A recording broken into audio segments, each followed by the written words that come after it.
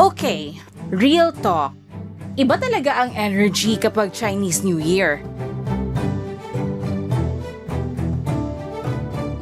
Hindi lang siya yung color na red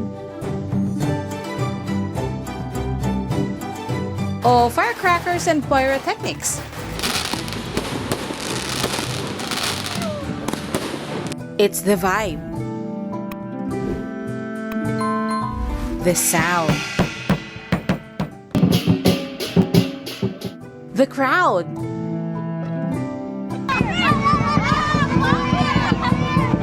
the culture.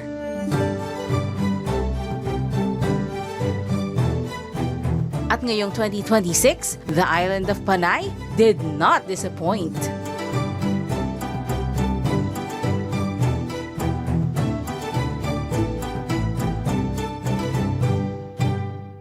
Tara, i-explore natin ang celebration ng Chinese New Year sa iba't ibang bahagi ng Panay Island.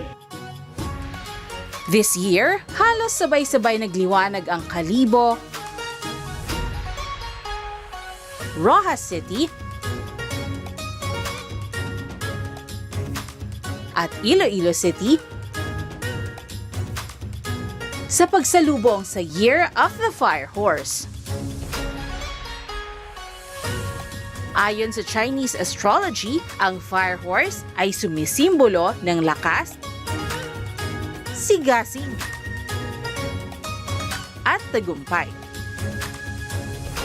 Bawat lugar ay may sariling flavor at style. Pero iisa pa rin ang mensahe. Pagkakaisa, kasaganahan, at pagmamahal sa kultura. At bilang taong mahilig mag-explore at mag-document ng mga ganitong events, ang masasabi ko lang, grabe! Iba yung feels.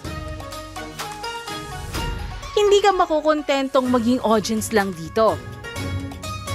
Mas gugustuhin mo talaga na ma-experience ito. Sa Calle Rizal ng Barangay Poblasyon, ang sentro ng Chinese New Year celebration sa Kalibo, Aklan.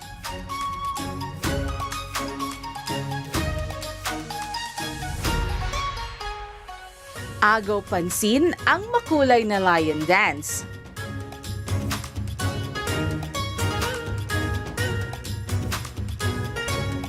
Hindi ko rin talaga napalampas ang kanilang street market and bazaar.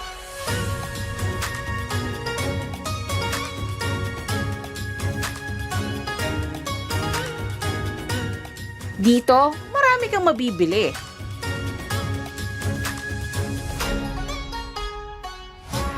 Tulad na lang ng mga halaman,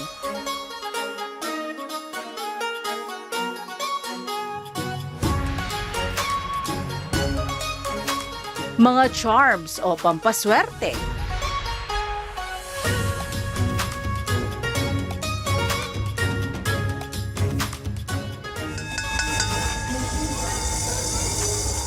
at syempre, pwedeng-pwede ka ring makatikim dito ng authentic Chinese dishes.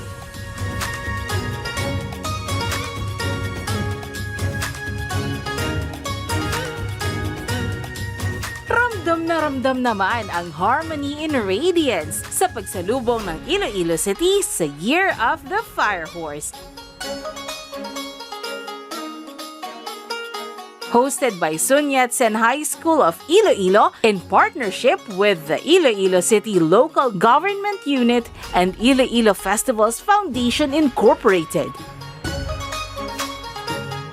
Talagang feast for the senses ang kanilang grand cultural show.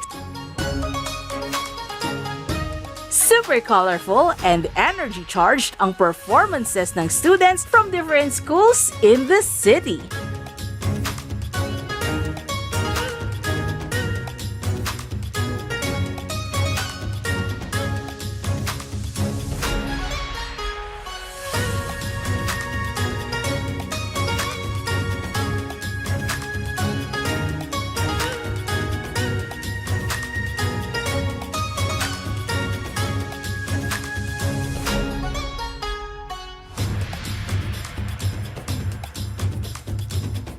Kaya naman, it's the ultimate showcase of Philchay heritage. Hindi naman nagpahuli ang Rojas City. Magic ang mararamdaman mo pag napanood mo ang isa sa kanilang mga highlights. Ang pagpapalutang ng Lotus Lanterns sa Panay River. Sobrang enchanting pagmasdan ang mga ilaw na lumulutang sa tubig.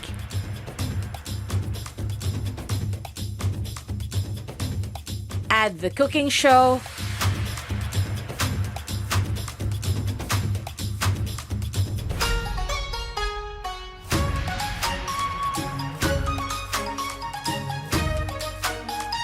the cosplay,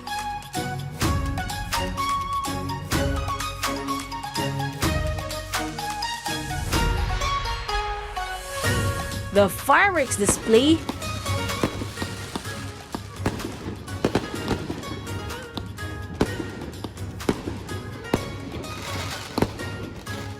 at talagang ma-amaze ka.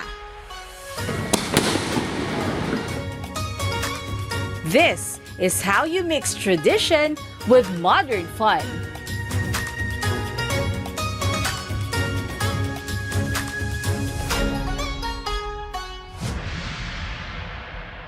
These celebrations are bridges that connects us.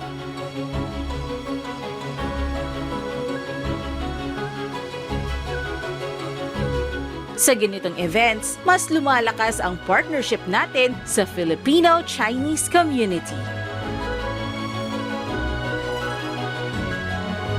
At mas naipapakita natin kung gaano kayaman ang iba't ibang kulturang meron tayo dito sa Pilipinas. Kapag sumasama tayo sa ganitong events, hindi lang tayo nag-e-enjoy. Tumutulong din tayong palakasin ang local tourism.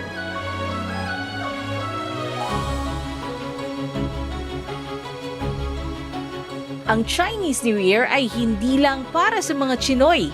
Ito ay para sa lahat ng Pilipino.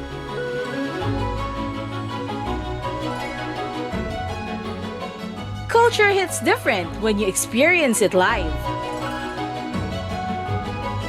Kaya next year, huwag ka lang mag-scroll o manood. Sumama ka. Happy Chinese New Year, everyone! May we all have a prosperous year of the Fire Horse and may all of our wishes come true. Samahan niyo ulit ako sa susunod upang tuklasin ang Panay, isang biyahe, isang kwento at a time. Ako si Peach Ledesma at ako ang inyong Panay Explorer.